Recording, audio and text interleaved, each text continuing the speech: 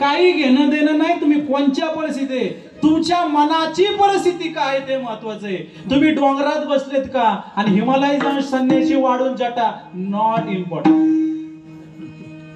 बसले हिमालयात जाऊन पण मन कुठे जोडतंय. सोपं आहे का हे? या मनाला आकळायचं. शेवटी चिंतन लागना. शेवटी जोडीदार भेटला आमच्या पाकोजासारखा. म्हणजे का हो किती दिवस चिंतन करताय? झाले 10 वर्ष. म्हणजे काय देवाचा अनुभव मुंग्या बिंग्या 10 वर्ष झाले अनुग्रह घेऊन, अजून काय मुंग्या आहे ना.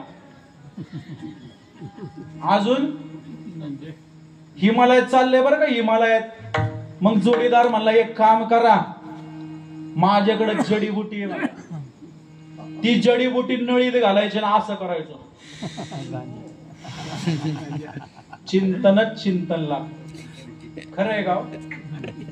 हा, जोडीदाराने शिकवलं त्याला काय फुकायला, गांजा. शाबास, उत्तर बरोबर.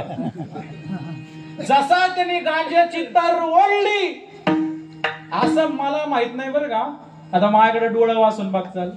असं म्हणतात गांजा पिल्यानंतर जर एखादा हसायला लागला तो हसत राहतो, रडायला लागल्यावर रडत राहतो, किंचळायला लागल्यावर किंचळत राहतो, नाचायला लागल्यावर नाचत राहतो. असा गांजाचा परिणाम आहे. त्याने शिकवलंय तर मारली आणि एकदा असं डोळं झाकून बसला, 3-3, 4-4 तास गेलं तरी डोळं उघडत नाही. ही समाधी नामाची का गांजाची? गांजाची. कशाची? गांजाची. गांजाची. तुम्ही पाय कोणाच्या पाडता? हा ना, गांजाड्याच्या. वरी भगवा झाला नामे, अंतरी वश केला कामे, त्यासी मनोनये साधू, जगी विटंबना बाधू. मुक्ताबाई म्हणते कुत्र सुद्धा केशरी असते आणि गाय सुद्धा केशरी, मग काय त्याला साधू म्हणायचं?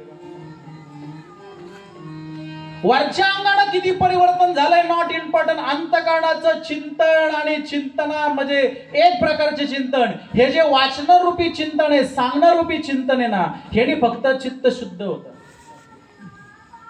बरोबर आहे? सोपं करू का? सोपं. महिला मंडळी, तुम्हाला मसाले भात येतात का? गेल्या ग माय, गेल्या ग बऱ्या होत्या. तुम्ही जागेत का गेल्या? जागेत. मसाले भात येतो का तुम्हाला? फोडणीचा भात येतो का?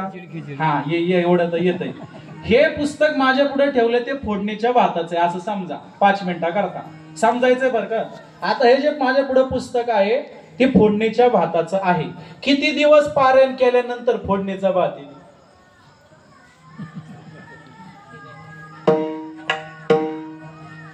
गेल्या काय? हाय हाय हाय.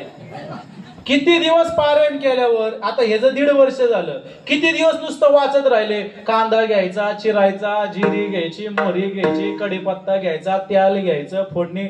असं किती दिवस वाचत बसावं का खरं खर्च तांदूळ घ्यावं? खरं खर्च कांदा घ्यावा का नाही? खरं खर्च जिरे मोहरी घ्यावं का नाही? का नुसतं वाचत बसावं?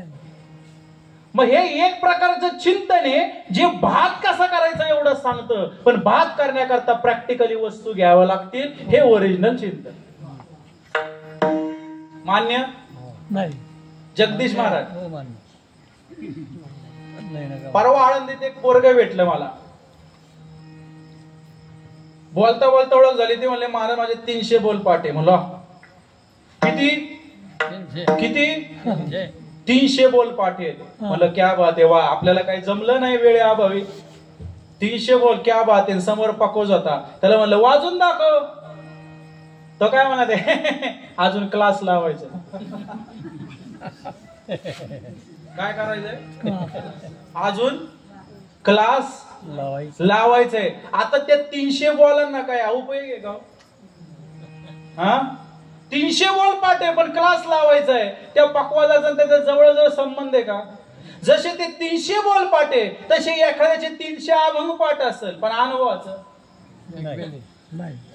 अनुभव नाही पोटी त्याच्या ऐकून गोष्टी, त्याच्या ऐकून गोष्टी, त्याच्या ऐकून गोष्टी.